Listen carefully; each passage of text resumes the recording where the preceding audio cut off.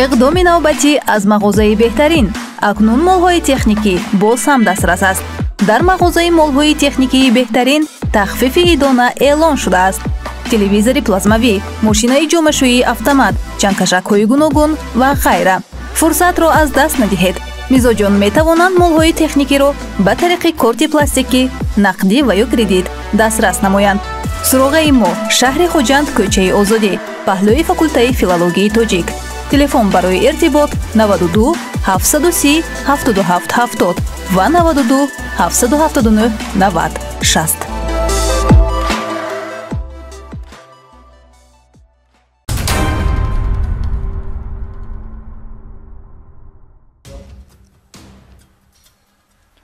سلام عرض میکنم بینندگان عزیز. این لحظه امکان دارد توسط برنامه اخباری وزارت کارهای داخلی از رویدادهای جنایی کشور که در هفته سپری شده از جانب کارمندان میلیسیا معین و آشکار گردیدند شناس شوید. با شما هستم جمشید مولانزاده. امروز در برنامه بازداشت مرگ روزگاردیده با جرم غیرقانونی نگاه داشتن سلاح و لوازمات جنگی. سال 1997-98 یعنی 2 سالی از سالش بود یک اتومات من همراه تا $300 گرفتم برای حمایت خودم و فرزندان. منزل‌های ناتمام ساکنان شهر نورک هدف دزدی قرار گرفت. شبانه بدونده خانه نوسافا همه سیمای همه مدیر میکندیم میگونه قش کرده همه هر یک خانه نوساز میگونه او کارا با مت میفته میفروختیم.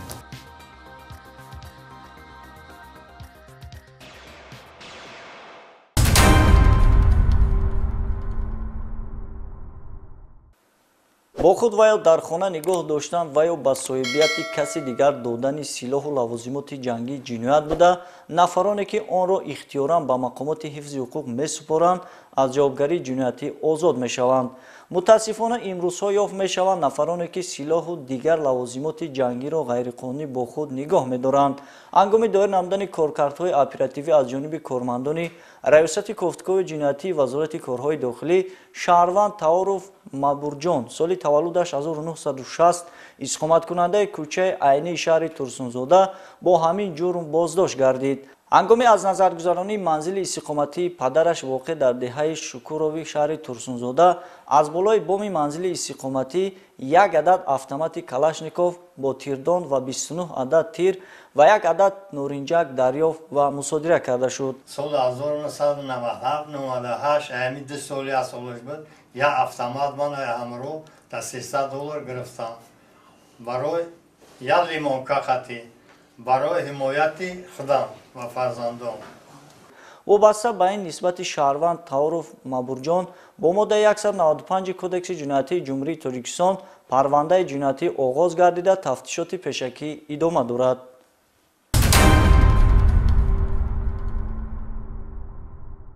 از طرف کارمندان شعبه وزارت کارهای داخلی در شهر نورک یک گروه جنایت پیشه دستگیر کرده شدند که آنها در حدود شهر مذکور دست به جنایت دزدی زده در صادر نمودن 15 لحظه جنایت گمانبر دانسته میشوند. همکارانمون در این خصوص گزارش میدهند.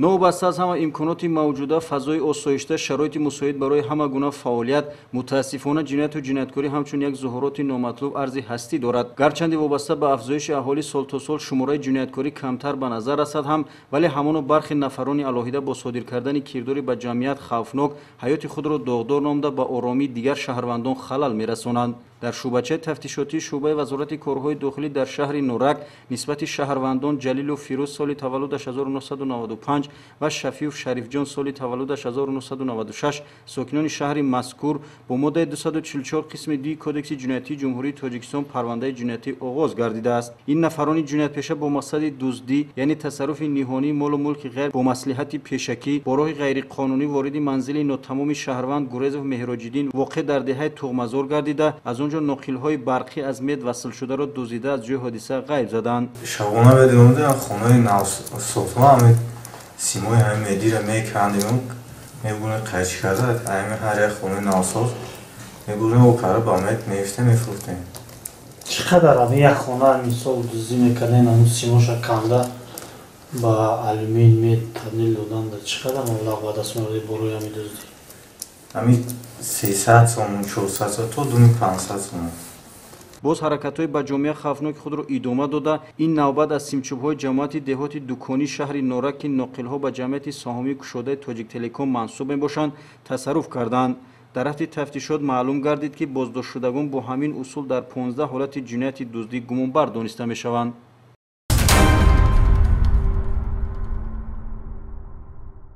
имрӯзҳо аз ҷониби гурӯҳи корӣ вобаста ба истифодаи мақсадноки нерӯи барқ дар кишвар корҳои фаҳмондадиҳӣ ва чорабиниҳои мақсаднок доир карда шуда истодааст. мутаассифона ба ин нигоҳ накарда дар ҷомеа нафароне пайдо мегарданд ки беҳисобкунаки барқӣ ва ё бо роҳи ғайриқонунӣ нерӯи барқро истифода бурда ба буҷаи давлат зарари калон мерасонанд. гузориши навбатӣ дар ин бора.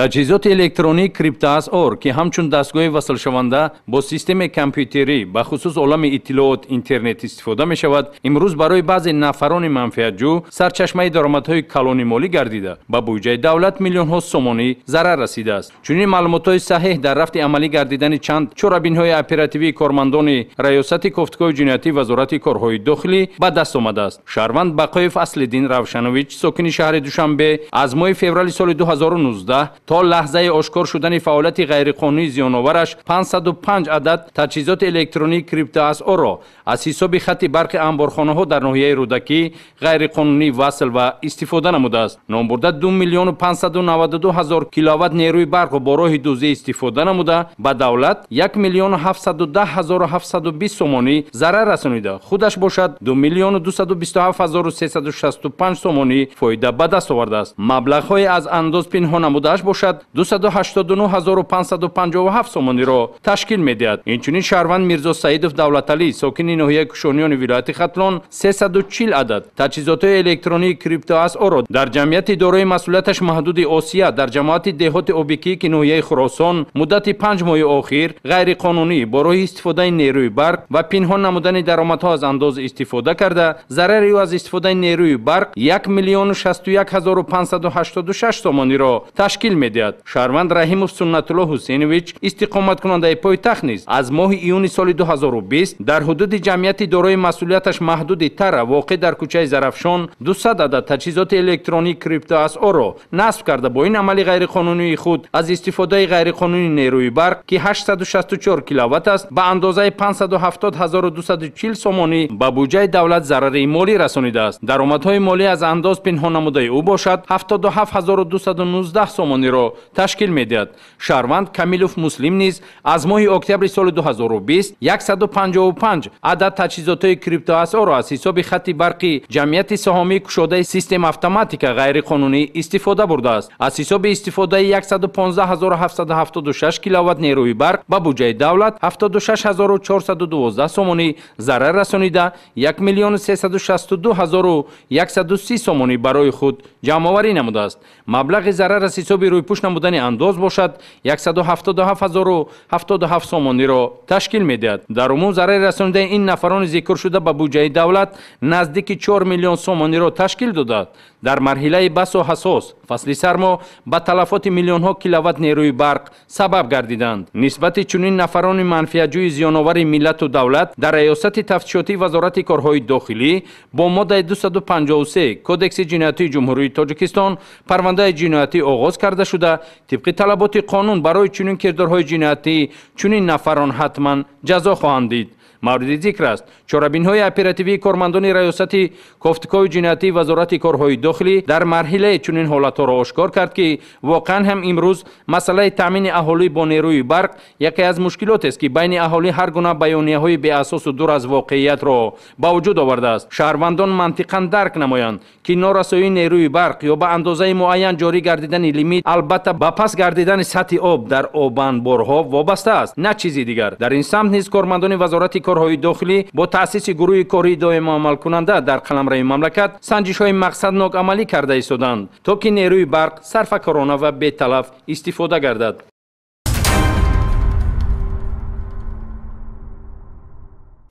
идомаи барномаи ахбори вазорати корҳои дохилӣ. як нафар сокини 54-солаи ноҳияи шаҳри Туз аз ҷониби кормандони мақомоти корҳои дохилӣ барои машғул гардидан ба сеҳру ҷоду боздошт гардид. ҳамкорамон Офоқи Қодириён вобаста ба мардумфиребии ин сеҳргар гузориш омода кардааст. کارمندان شعبه وزارت کارهای داخلی در ناحیه شهری توس ضمن عملی نمایی کارهای اپراتیوی جستجویی فعالیت غیرقانونی و مردم فریبانه یک نفر ساکنی ناحیه مذکور را آشکار نمودند. این نفر شکرف سیغفران، مردی 54 ساله جماعت دهاتی خولمتف، یگان معلومات عالی دینی نداشته یکی از حجره‌های منزل استقامتیش را به مکان سحرگری و جادو تبدیل داده است و نفران گمراه را از آنکه گویا با راه توما را تشتاب دادن مشکلشان را آسان می نماید به دامی فریبی خود کشیده است. اکثریت مزاجان این شخصی مردم فریب بانوان بوده به قول خودی او برای تبابت از درد سر، دل، فرزنددار شدن، گرمی و سردی نمودن، بیماری های زنانه به نزدش می آیند. تا حال معاینه شده است که چقدر از این شهروندان از تبابت های او شفا یافته باشند و یا چند نفر دیگر ناراضی بوده انگشتی تأسف میگزند. در شعبه وزارت کارهای داخلی ناحیه شهری توس نسبت شکرف سیغفران مطابق ماده 482 کودکس حقوق ویرانکنی جمهوری تاجیکستان پروتکل مأموری ترتیب داده شده به مقامات های دخلدار ارسال کرده شده است.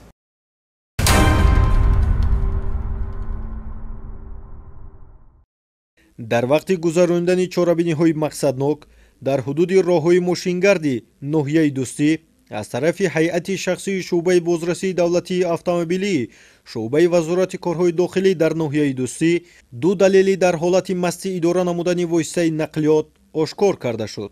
حسن اسلامов ساکن ناحیه دوستی جماعت دهات دهقان‌آباد دهه قبادیان راننده واسطه نقلیات اوپل استرا رقم دولتیش 2496 SS03 بازداشت گردید که نام برده واسطه نقلیاتش را در حالت مستی اداره میکرد. نسبت راننده با قرار سود ناحیه دوستی 15 شبانه روز حبس مأموری و 5 سال از عهده اداره نمودن واسطه نقلیات محروم کرده شد.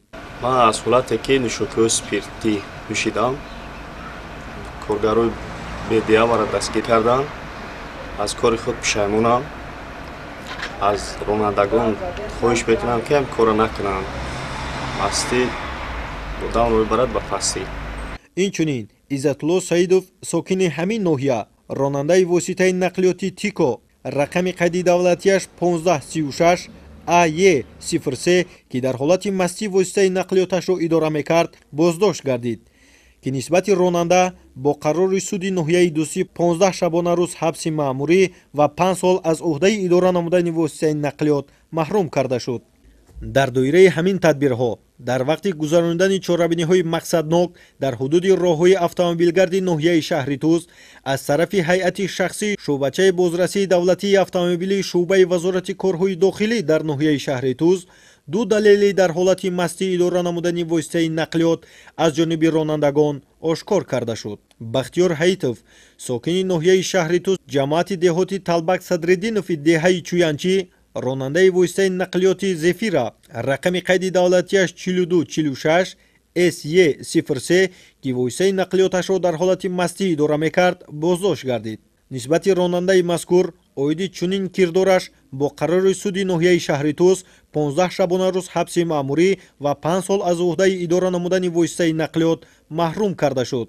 اینچنین با همین دلیل ها علی قلف عشقوزی ساکن ناحیه قبادیان جماعت دهات زرکمر دهه چمگلیش راننده واسطه نقلیات اوپل استرا رقم قید دولتیش 5709 D03 که واسطه نقلیاتش را در حالت مستی اداره میکرد با قرار سود ناحیه شهری توس 15 شبانه روز حبس مأموری گرفته شده و 5 سال دیگر از عهده اداره نمودن واسطه نقلیات محروم کرده شد.